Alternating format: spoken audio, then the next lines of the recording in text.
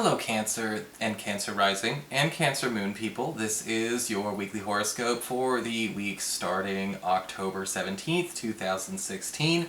And remember, these astrology horoscopes cover more of the weekly basis energies, not so much the big sweeping changes that go on a monthly basis. And if you're interested in that, there are monthly horoscopes available that talk all about those. In fact, I just put up November's just yesterday, so if you want to check those out, those are also available to you. And if you would ever like to get a more personal look at your personal situation, personal intentions, and personal chart, you can always go to my website, integrativemysticism.com, where you can schedule an appointment with me or order a downloadable video file. So, what is going on with the astrology with you this week? Well, it's kind of like the cusp of the 16th and 17th, so, very early on in the week.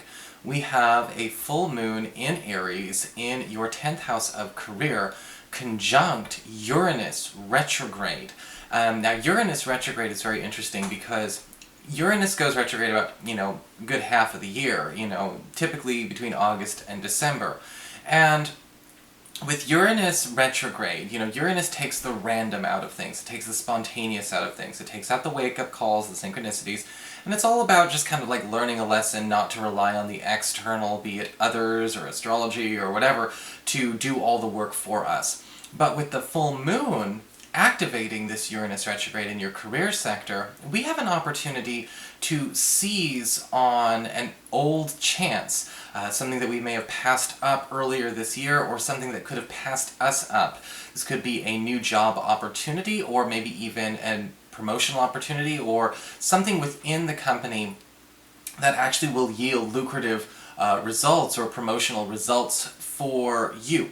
And so what I would honestly say is that keep an eye out this week when things start to play out in a more deja vu kind of way at the office, because this may actually be something, again, that you wish you took up before but didn't. But here it is coming around the bend to give you another tease.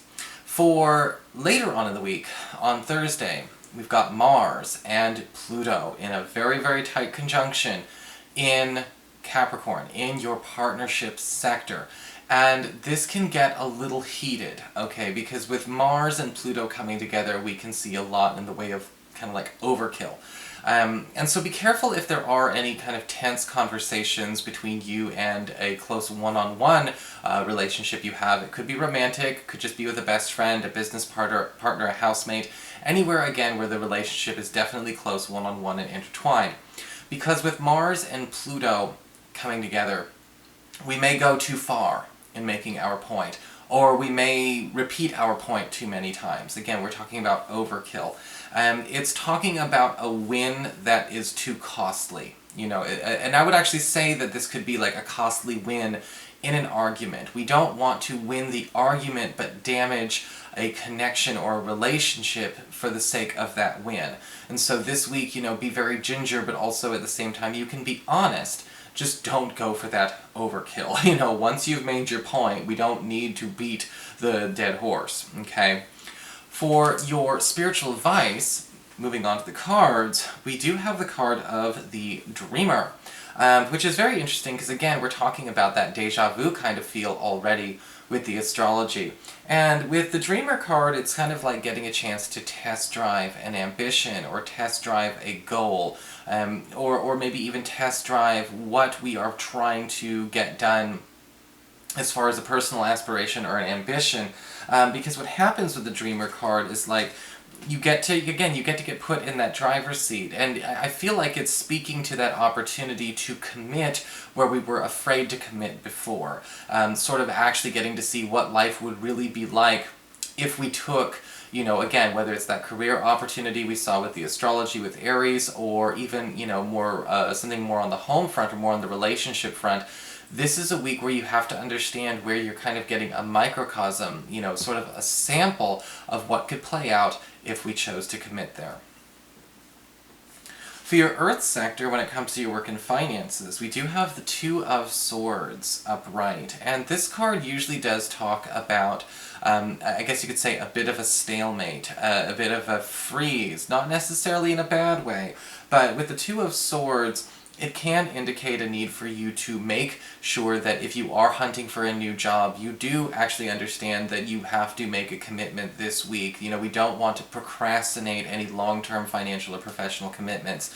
You will be getting offers, absolutely, but we may have gotten into a habit of kind of waiting to see what we're going to be sold on. And we're not going to be getting any more information. So, you know, staying neutral or staying in a stalemate is not advised. For those of you who are currently not looking for new work, the Two of Swords upright is saying we are getting the only options we're going to get. However, they are going to be, you know, very good, healthy options. They're going to be safe. They're going to be, and I feel like what's happening is that you're really kind of being put to the test again to see if you can't actually regain or reclaim an opportunity that was always meant to be yours, or money that was always meant to be yours. For your communications with air, when it comes to your friends, your relatives, the others in your life, we have the Magician card inverted. And this card can indicate some, you know, some misunderstandings when a friend or a relative is volunteering their help, their time, their services to you, where they are not qualified to do so. You know, I have relatives that I love with all my heart, but I would not let them fix my computer. I would not let them try and work on my car. And with the Magician card inverted, it's kind of one of those aspects where it's like this person is trying really, really hard to help out, but they might not be the best fit. You might think, well, I should give this person a chance. You know, maybe this person will be able to save me some money, or this person will save me some time, or maybe I just want to do it because they want to do it for me so bad. Unfortunately, with the Magician card reversed, we've got to find a way, without hurting feelings, to, you know, just kind of keep this as far away from them as possible. Alright? They're just not qualified for it. They're really not. No matter their boasts. For your challenge this week, with fire, we do have the Two of Pentacles inverted. And this card is basically, again, is talking about making commitments where you are trying to, you know, or you need to be put in a position where you're not trying to keep all your options all the time, alright? Because sometimes what we do is we weigh out our options, but the process of elimination isn't always guaranteed to work in our favor. You know, everything comes with an expiration date. And the Two of Pentacles inverted is talking about narrowing your options as a challenge. If you have too many people to choose between, too much attention that you need to share, too much, you know, financial opportunities, or too many work offers that you can't choose between, you need to kind of buckle down and stop, you know, worrying about whether or not you're closing options. We've been window shopping for way too long. The Two of Pentacles inverted can also indicate a need to downsize, period, when it comes to these things, because again, it's taking up too much time and emotional and mental space that could be actually used on optimizing any one of these to be the perfect choice. For your emotions with water and your romantic life, when it comes to your relationships and things like that, we've got the Four of Swords inverted.